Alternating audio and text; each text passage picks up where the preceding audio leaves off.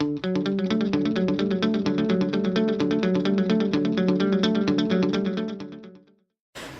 hi, my name is Tien. I am a alumni from the Tech PC days with Corinne and Giselle and everything like that. I'm here to talk to you about what it means to be in SIAT and what happens afterwards.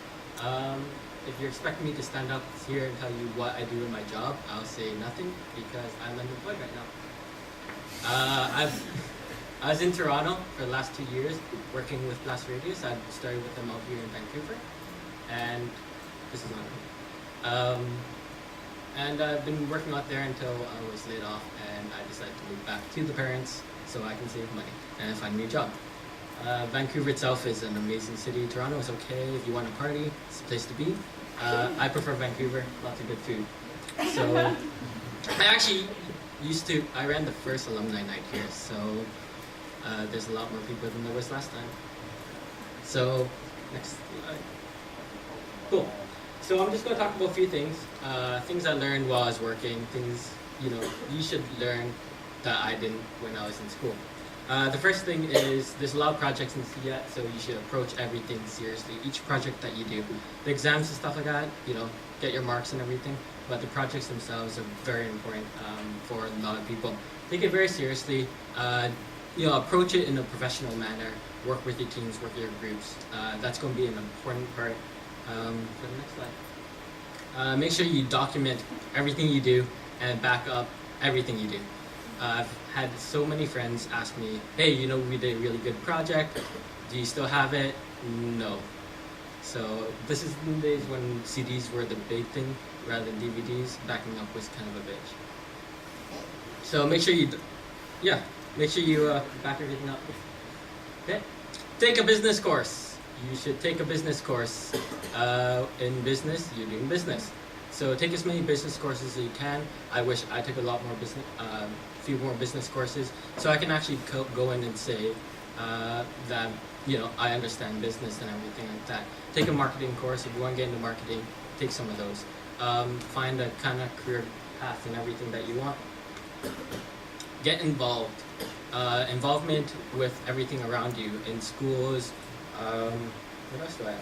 Clubs, departments. I have lots of friends who started off getting involved and they got jobs in recruitment and career advising and everything like that. It's a good chance to talk to people. It's a good chance to just kind of find things and enjoy. Okay. Set a career goal. Know where you want to be. I'm flipping back and forth between what I want to do. If I want to do design, if I want to do web development, if I want to do marketing. While you're in school, take the courses that you want. Enjoy. Take the courses that you want. Find a career goal so you can work towards that. By the time you hit 4th or 5th year or whatever like that, you will, at least you'll know where you want to go, right? Okay. So here's some problems with my images. That's good. Start early.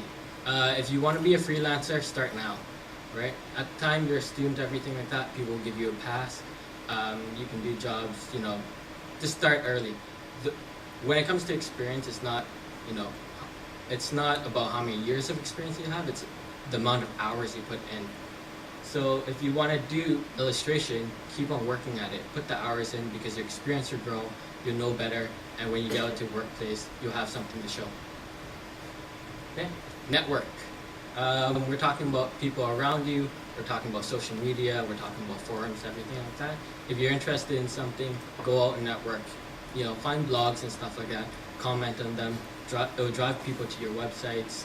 Social media is a big thing. If you start talking to people, you get to know more people in the industry, people outside of that as well, your friends around you. Don't piss off people around you, right? You're in a bunch of teams and stuff like that. I personally, in my year, I didn't get to know a lot of people in my year. I pissed off a lot of people. I don't know why, but they're really good networks now. And some of the people I do know, they're working in the industry. Sooner or later, they're going to be able to get you into those things. That also includes clients and anyone else you work with in the companies and stuff like that. They'll give you lots of insights and they'll support you. If you need a reference, they'll do it. Okay? Carry a notebook. When I say carry a notebook, make sure you use it. Learn to use it in the business world. You're going to use notebooks all the time, right? Jot down notes and everything. I know we have laptops and iPads and all that other stuff, but it's still not quick enough, and you don't have to want to carry around power all the time. Use a notebook, jot down your notes. It's the quickest way to do things. Jot down your ideas and stuff like that. Always carry a notebook, especially if you're in design. Okay, SWOT. I don't know if you guys ever were in business, but SWOT means strengths, weaknesses, opportunities, and threats. Right? That's one of the few things that you should know about yourself. Learn to use the analysis upon yourself. Know what your strengths are. Know what your weaknesses are. Know what opportunities out there and where things may threaten you. And then work at it. Work and get better.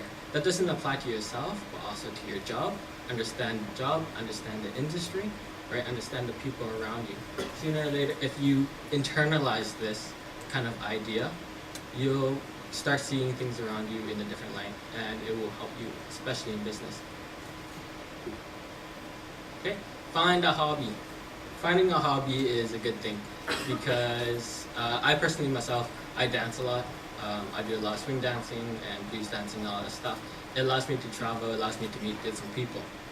Find a hobby that you're passionate about, something that you would want to live for, because I personally don't live to work, I work to live, right? So enjoy yourself. And it goes back to things like networking. You get to know people and stuff like that. I know in the swing scene, there's a lot of people who work in IT, and there's a lot of geeks and weirdos and stuff like that.